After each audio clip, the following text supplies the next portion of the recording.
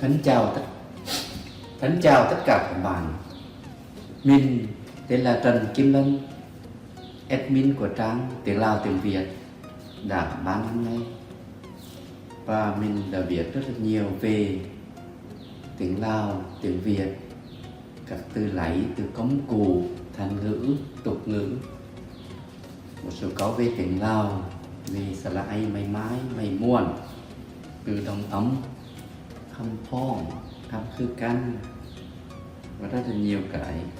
Nhưng mà trong đó cũng có cái khó khăn là những cái mình trình bày nó thuộc loại khó, mà nhu cầu thì đại đa số là cần cái căn bản nói, đọc, viết cho được tiếng Lào.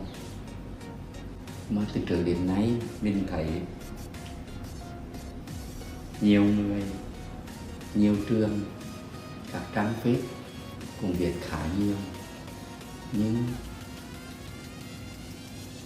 mỗi người thì có mỗi cách trình bày riêng.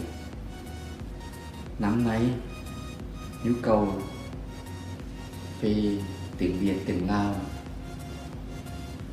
càng ngày càng lớn, càng cần thiết. Mình có vô giúp cho trường phổ thông hữu nghị Việt Lào tỉnh Xoan Hết xem lại chương trình giảng dạy tiếng Việt. Thì qua đó, trong quá trình mình rút ngắn lại cái chương trình cải cách học tiếng Việt, thì mình thấy mình cũng nên cải cách lại cái cách học tiếng Lào. Vậy cho nên năm nay mình mạnh dạn trình bày lại cách học tiếng Lào để cho các bạn gần xa có thể học hỏi qua mạng và có thể nắm rõ về tiếng Lào một cách dễ dàng. Tiếng Lào cũng như tiếng Việt nó cũng gồm bảng chữ cái như nhau, là bảng chữ cái tiếng Việt như là như vậy, gồm 29 chữ cái. Còn bên tiếng Lào thì có cái đặc điểm khác của tiếng Việt là tiếng Lào mình trong tiếng Lào là sẽ có bảng chữ cái tiếng Lào sẽ gồm nhiều bảng chung với nhau.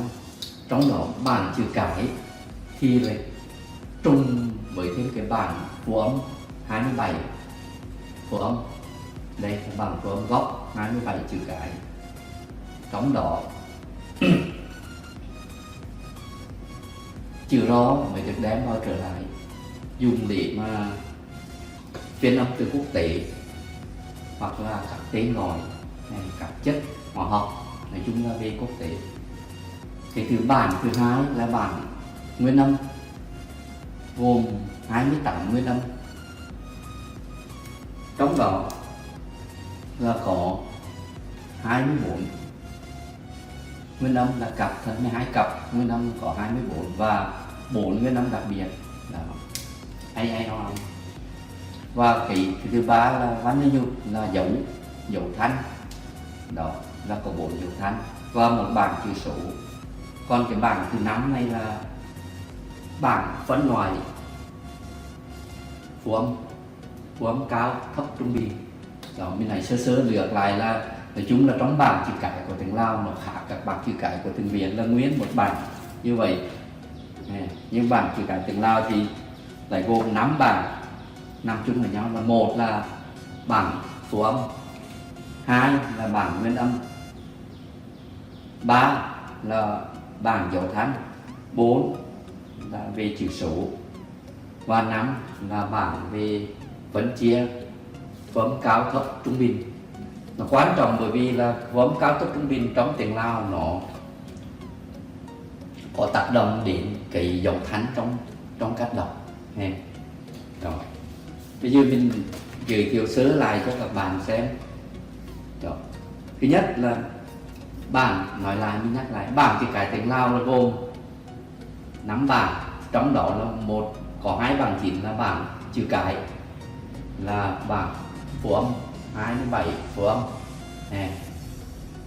và người ta có cách đọc riêng. Với bậc khám mình sẽ bài hướng dẫn cách đọc là đọc bản phổ âm là 27 phổ âm, và bản nguyên âm gồm 28 nguyên âm đó. Thì trong 28 nguyên âm đấy lại sẽ chia ra thành ba nhóm, trong đó là nguyên âm ngắn đó là có 12 con, 12 nguyên âm. Nguyên âm dài cũng 12 nguyên âm, và nguyên âm đặc biệt là có 4 nguyên âm. Mình trong tiếng Lào phân biệt như vậy bởi vì nó có quan trọng đến cái cách đọc khi ghép với phổ âm cao thấp trung bình, phổ âm nguyên âm ngắn và phổ âm của vần thì âm thanh điệu của tiếng Lào nó sẽ đổi. Do vậy là mình phải hiểu, phải xem, học cho nhớ những cái nguyên âm này đó. Còn dấu thanh thì có 4 dấu, trong tiếng Lào 4 dấu nhưng mà lại thành 6 thanh điệu như tiếng Việt đó. Cái đặc điểm như vậy là sau này mình khi học mình sẽ biết đó. 4 dấu thanh mà ị, mày thô, mày ti, mày chát va. Còn cái số Lào là cách viết, nếu mà số Ả Rập như mình 1 2 3 4 5 6 7 8 9 0. Còn tiếng Lào, số Lào thì 1 2 3 4 5 6 7 8 9 0 đó.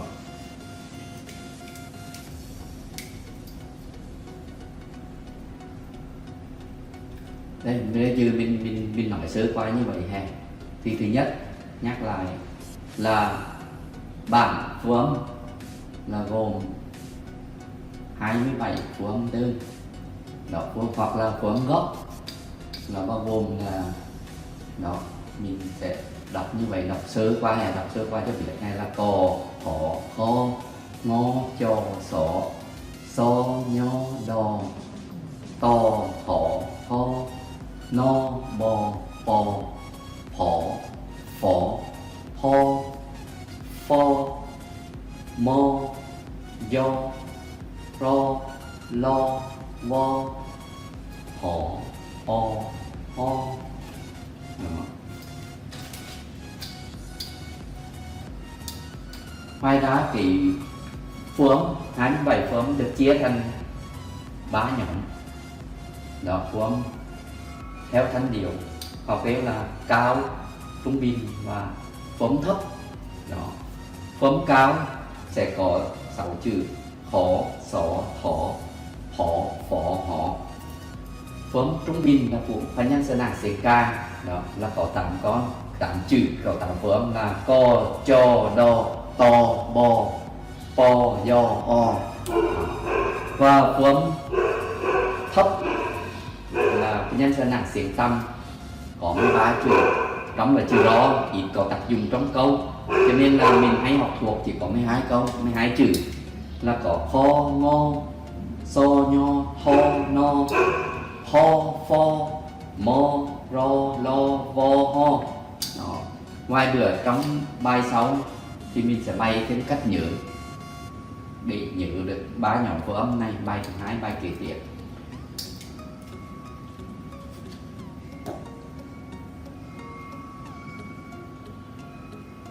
Còn lại có thêm một cái phần nhân phần nhạc số hộp tô nó trong này là phổ âm cao thì có khó, xó, thỏ, phỏ, phỏ, họ. Người ta thêm chữ họ vào một số phổ âm thấp để tạo thành thêm 6 phổ âm cao khác nữa là thành ngõ, nhỏ, nó, mỏ, ló, phó đó. Thì 6 phổ âm cao này nó phối hợp thêm 6 phổ âm cao gốc thành 12 phổ âm cao. Thì 12 phổ âm cao này nó sẽ tương đương có giọng gần giống như bên 12 phổ âm thấp này đó. Bữa khác là mình sẽ hướng dẫn rõ thêm. Còn trong bảng nguyên âm thì nó sẽ có 28 nguyên âm. Người ta sẽ đọc theo dạng như vậy, đọc từ bên này qua này, đọc a, i, y, ư, u, ếch, s, o, ớt, yết, ia, ưa, ua. Và 4 nguyên âm đặc biệt là Salat Pisệt, tiếng Lào đọc Salat là ai, ao, âm, trong đó cái ai ngoặc ngửa ra sau gọi là ai mày mai, còn ai mà có móc lại gọi là ai mày muộn. Thì hai cái cách viết trong hay lồn, cái chữ viết ai mày mai và ai mày muộn là hay lồn. Thì sau này mình sẽ hướng dẫn thêm cái cách đọc của hai cái cách nhớ của hai vấn đề, hai từ này, hai nguyên âm này đó. Còn vấn đề nhụt là dấu thánh là có 4 vấn đề nhụt là mày ị, mày thu, mày ti, mày chát hoa. Thì trong đó mày ti và mày chát hoa thì ý chung thường là dùng trong những cái ấm về tường hình tường thanh này, hoặc là những từ lẫy. Trong một số trường hợp đặc biệt, đa số là dùng mày ị, mày thu. Bài tiếp theo mình sẽ hướng dẫn.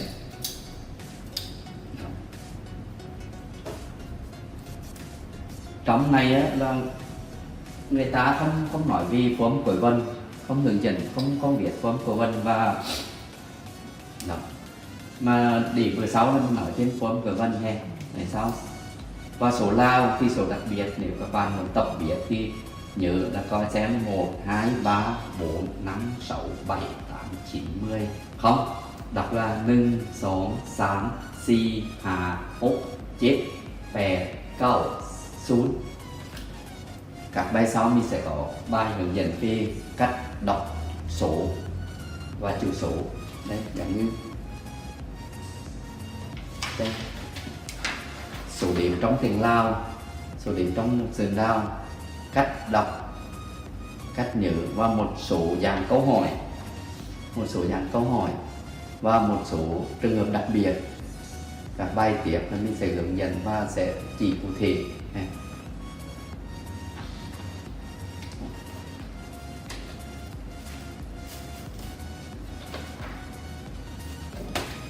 Vì sao mà mình phải dạy như vậy?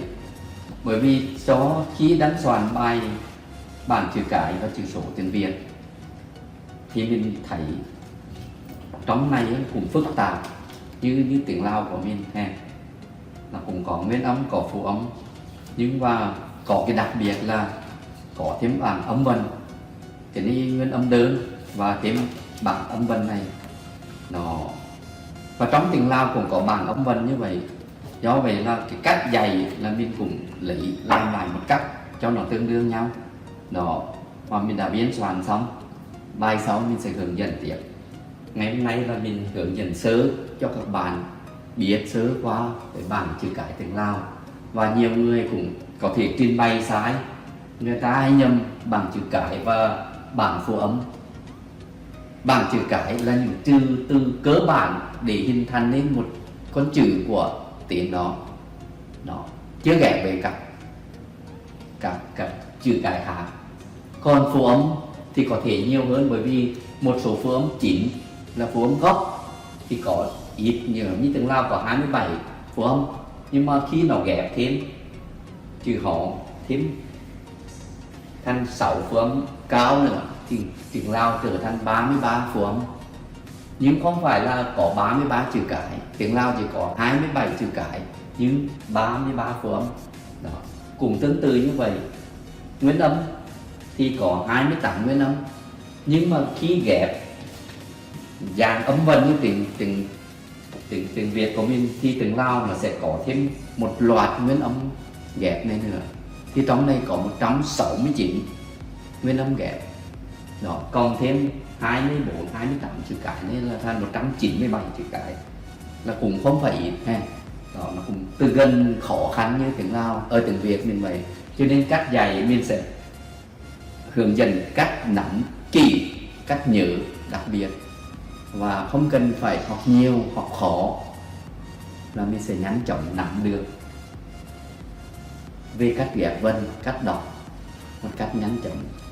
Các bạn cố gắng theo dõi bài hướng dẫn của mình trên trang YouTube Trần Kim Lân, hoặc có thời gian hoặc các bạn đã từng thành đăng ký trong trang Facebook, fanpage là tiếng Lào tiếng Việt,ภาษา Làoภาษา Việt thì các bạn mình cũng sẽ có đăng lên đó. Và hiện nay mình đang làm thêm, ghép lại thêm cái trang web tiếng Lào tiếng Việt.com và đang trong quá trình hoàn thiện. Các bạn có thời gian thì ghé thăm qua trang, cố gắng theo dõi, bên mình sẽ cố gắng viết và trình bày cách học tiếng Lào cho các bạn có nhu cầu học tiếng Lào, yêu tiếng Lào, thích tiếng Lào và có công việc liên quan đến đất nước Lào. Thì các bạn cố gắng nắm kỹ những từ, những cách học và học đơn giản. Cũng giống mình có những câu khẩu hiệu là vui cùng tiếng Lào, học dễ, học nhanh và học thoải mái. Đó. Hôm nay mình tạm dừng như vậy, và một số tài liệu, những cái bản như vậy các bạn cố gắng lên trang YouTube xem ở phần dưới của phần comment, mình sẽ đưa cho đường link để download những cái hình ảnh này về, và các bạn có thể ép được thì ép lại để mà xem. Đó. Tốt nhất là bạn phải ép thành 2 bản, ép thành 2 bản.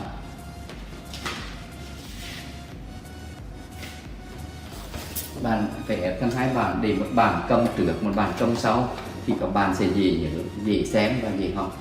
Đó, ép hai bản trong bằng tiếng Lào ha.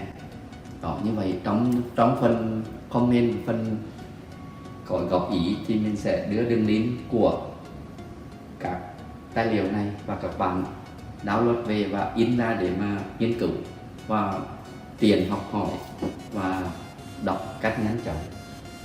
Hẹn các bạn vào các chương trình video kế tiếp. Các bạn nhớ đăng ký trang Trần Kim Lân để tiếp tục theo dõi những video kế tiếp của mình, viết về tiếng Lào, học đơn giản, dễ dàng, dễ hiểu và nhanh chóng, nắm bắt những cái câu nói, những cái lời, những cái ý chính hoặc là những câu thành ngữ, tục ngữ, những cách viết đúng sai trong slide mày mái, mày muộn, cách viết từ ác xón khu là từ cặp phụ âm cặp, giống như tiếng Lào, tiếng Việt mình là cặp tơ, cặp trơ, chơ, cặp gơ trên, gơ và gơ, cặp rí và dơ, vân vân. Mình tạm thời dừng đang đây. Mong rằng các bạn ủng hộ và theo dõi kênh tiếng Lào, hoặc là tên chung là tên kênh Trần Kim Lân của mình. Xin cảm ơn các bạn. Có ý kiến các bạn cứ ghi trong comment và mình sẽ cố gắng trả lời. Những gì mình trả lời không được, mình sẽ tham khảo thêm và tư vấn các người giỏi khác, các chuyên gia khác để đưa ra giải thích cho các bạn. Xin chào, hẹn gặp lại.